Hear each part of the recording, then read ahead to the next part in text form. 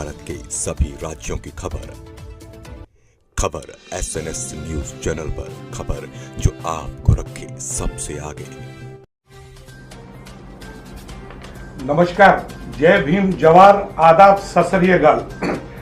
आज SNN news channel से बहुत बड़ा शख्सियत जो भंडारा जिले में, जिसको मोहन पंच भाई कहते हैं, कांग्रेस का एक वरिष्ठ लीडर जिसने भंडारे में कांग्रेस के नींव को उठाए हैं, चाहे वो जिला परिषद से ले ले, चाहे वो पूरे संगठन से ले ले। आज कांग्रेस को मजबूत करने वाला SNN न्यूज चैनल से जुड़े हैं। मोहन भाई, आपको SNN न्यूज चैनल से जुड़ने के लिए बहुत बहुत धन्यवाद। मोहन जी, आज के जो राजनीति है, चाहे कोई भी पार्टी रहे, 5 साल तक जनता के लिए कुछ भी नहीं करते हैं और इलेक्शन आते ही आते बहुत सी योजनाएं आ जाते हैं, जैसे लाडली बहन, अभी लाडली भाई, क्या क्या योजनाएं आ रहे हैं। अगर यही योजना 5 साल तक अगर लागू रहे और इलेक्शन जैसे जीतते हैं अगर दिया जाए तो जनता को तकलीफ नहीं होगा। सही में सरकार का ये है कि जहाँ की महिला है, युवा है, रोजगार देने का काम इनको करने को होना। महंगाई से लेकर बहुत सारी समस्या इस देश में है, इस राज्य में है। महिला यहाँ की असुरक्षित है। आपने कुछ देखा है, जो साधु सन्यासी बोलते, पुजारी बोलते, वो भी महिला के ऊपर अन्याय अत्याचार कर रहे हैं, बलात्कार करते हैं, उनको मार देते हैं। लेकिन यहाँ की कानून व्यवस्था इतनी ढल गई है, गिर गई है कि महाराष्ट्र में कोई आवाज़ किसी का बंद करने का काम चल रहा है। जो कुछ काम चल रहा है ठीक है, महिलाओं के लिए आप कुछ करते हैं, हम उनको शुभेच्छा देते हैं। जहाँ की महिला है उनको पढ़ने नहीं दिया जाता था, उनको एक गृहिणी करके ही ट्रीट किया जाता था। एक शिक्षण क्षेत्र में आगे लाने का काम, संवैधानिक स्वरूप में उसको पंचायत राज प्रणाली में आगे लाने का काम और 73वीं घटना दुरुस्ती करके राजीव गांधी जी ने किया है।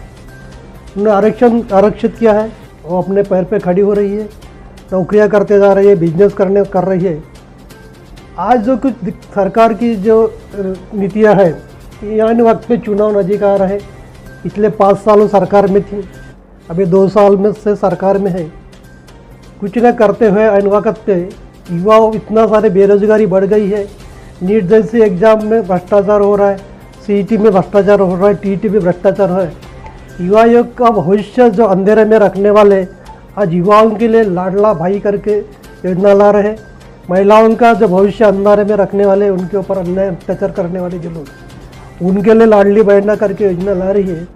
लेकिन जो पुरानी कुछ योजना यहाँ चल रही है, संजय गांधी निराधार योजना है, संजय गांधी स्वावलंबन योजना है, श्रावण माह योजना है, इंदिरा गांधी वृद्ध पेंशन योजना है, से लेकर बहुत सारी जो योजनाएं हैं, उसके लिए अभी 4 से 6 महीने से उनका मानधन थकित है। बेचारे जो बूढ़ा लोग हैं, उनके लिए खाने के लिए मजबूरी है, कुछ चौक पाने के लिए मजबूरी है। ऐसे लोगों का मानधन न देते हुए सरकार दूसरी योजना ला रही है। हमारा कहना है, कुछ भी योजना लाओ, लेकिन उनको भी पहले उनका मानधन दिया जाए। और अभी प्रधानमंत्री जी ने बोला है कि 2022 तक पूरे लोगों को घरकुल देंगे। आज तक आधे भी घरकुल ना बन सके। चुनाव के पहले उन्होंने जो लालीपाप दिया था, या 20,000 घरकुल जिले में ऐसे है कि उनको सिर्फ 20,000 का एक हफ्ता दिया गया, जो कि 1,40,000 के घरकुल है, 20,000 का एक हफ्ता दिया गया। अभी 6 महीने से पैसा नहीं मिले।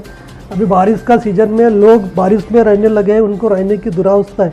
ऐसे हालत में लालीपाप देने वाले बीजेपी सरकार का अभी भांडाफोड़ हो चुका है। यानी आपको ऐसा लग रहा है कि शिंदे सरकार और बीजेपी इसमें राजनीति कर रहे हैं? सरकार कोई भी राजनीति करता है, राजनीति सरकार का काम है राजनीति करना, लेकिन लोगों के लिए काम करना, लोगों को सुविधा देना, शिक्षण क्षेत्र रहे, आरोग्य क्षेत्र रहे, जो कामगार हैं उनके लिए, और व्यापार औद्योगिक क्षेत्र में किसानों के लिए कुछ राहत देने को होना। अभी खाद के दाम बढ़ गए हैं, डीजल पेट्रोल के दाम बढ़ गए हैं, किसानों के भाव, मतलब जो फसल है उसके लिए भाव नहीं दे सके, और सरकार हम निकम्मी समझते हैं। मोहन जी, मैं एक साफ सुथरा आपसे क्वेश्चन करना चाह रहा हूँ कि जब भी बीजेपी सरकार अगर कुछ अच्छा काम करना चाहते हैं, जैसे भ्रष्टाचार सभी लोग में, अगर कहीं पर ईडी छापा मारते हैं तो कांग्रेस और भी पार्टियां बोलते हैं कि ईडी बीजेपी का है। आज भी हरियाणा में आपके कांग्रेस के विधायक हैं उसके फार्म हाउस से उसके घर में छापा पड़ा है। तो क्या आपको ऐसा नहीं लगता कि ईडी अपना काम करे? ये सरकार की जो एजेंसियां है जो उनको करना है करते बैठे, लेकिन जो अभी चल रहा है भाजपा में इतने कोई अच्छे लोग नहीं है, उनके ऊपर बहुत सारे आरोप है। जो उनके चने फुटाने खाने वाले लोग आज अरबोपति बन गए हैं, उन्होंने भ्रष्टाचार नहीं किया। उनके ऊपर जो चार्जेस लगे हैं उनकी इंक्वायरी न करते हुए सिर्फ विरोधियों की इंक्वायरी करके उनके परास्त करना, उनको लिए हरासमेंट करने का काम जो भाजपा वाले कर रहे हैं, उनके लिए हम बोलते हैं ये करना बंद कर दो। आपको क्या लगता है कि महाराष्ट्र में अभी बहुत जल्द चुनाव लग रहा है, आपको क्या लगता है जनता के बीच में आप लोग ज्यादा हो, क्या लगता है आपको सरकार महाविकास आघाड़ी बनेगा? सर यहाँ तो इतना निश्चित है कि यहाँ के सरकार से लोग तंग आ चुके हैं।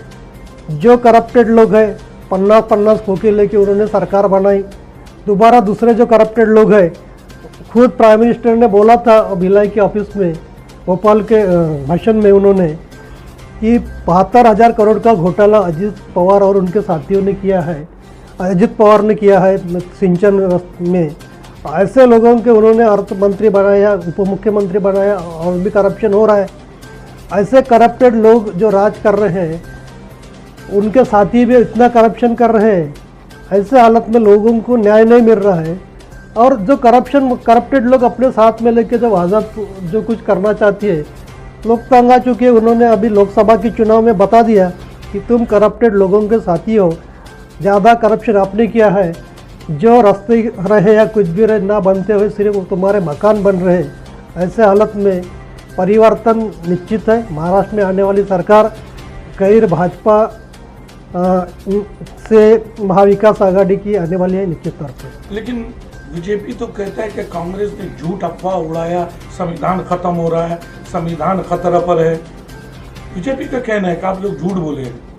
हम झूठ बोले या कुछ बोले, हम झूठ काय को बोलेंगे? संविधान के बारे में जो सुविधा देने का काम है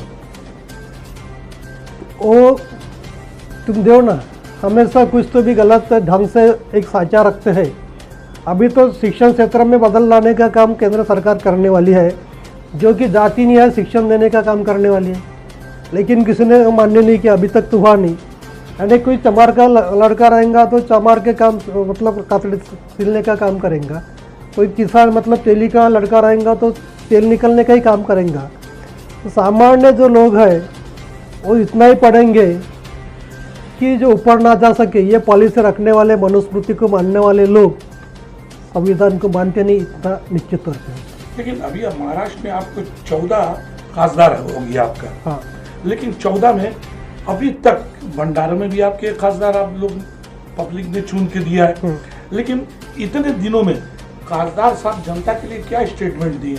बस में चढ़ रहे हैं, पब्लिक से पूछ रहे क्या तकलीफ है, गड्ढे में जाके बैठ रहे हैं। ऐसा करते करते ऐसा लग रहा है कि 2-3 साल पार हो जाएगा। काम कब होगा? देखो अभी तो उन्हीं का शेड्यूल बनने का चाहिए। बजट जब तक अधिवेशन उनका होता नहीं तब तक उनको कोई फंड नहीं मिलता। सेंट्रल गवर्नमेंट की जो पॉलिसी है ये रोड रास्ते बनाने की पॉलिसी उनकी नहीं है।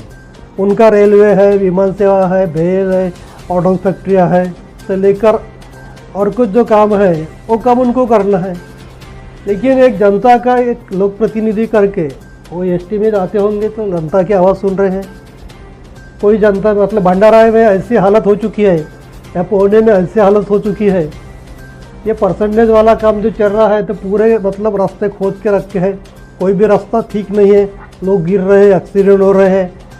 ऐसे हालत में लोक प्रतिनिधि करके वो जाता होगा तो अच्छी बात है। खासदार मोहन जी, मैं आपसे एक लास्ट क्वेश्चन कर रहा हूँ कि कांग्रेस में जो कार्यकर्ता है उसका मान सम्मान जो होना चाहिए, जो कार्यकर्ता जुड़ते हैं वो कार्यकर्ता ये 3 महीना में, जो मेरा सर्वे है, ये 2-3 महीना में कार्यकर्ता दूर हो रहे हैं। तो ऐसा नहीं लगता कि आने वाला चुनाव में आप लोग को तकलीफ होगा?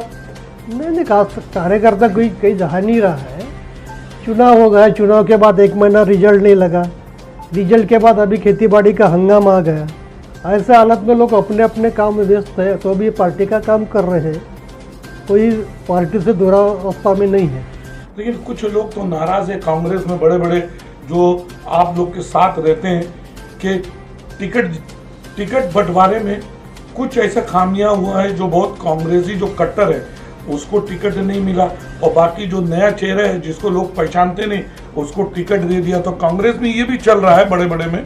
जो कुछ चलता होगा मुझे पता नहीं है, लेकिन हमारे नेता नानाभाऊ पटोले है, ये प्रदेश के अध्यक्ष है, उन्होंने जो निर्णय लिया है हमें मंजूर है। जो कुछ हुआ हमारा खासदार चुन के आया, एक सिंबॉलिक खासदार यहाँ पे बन गया है, जनता ने जिता के लाया है और कार्यकर्ता उन्होंने स्वीकार कर लिया है, कोई नाराजी नहीं है।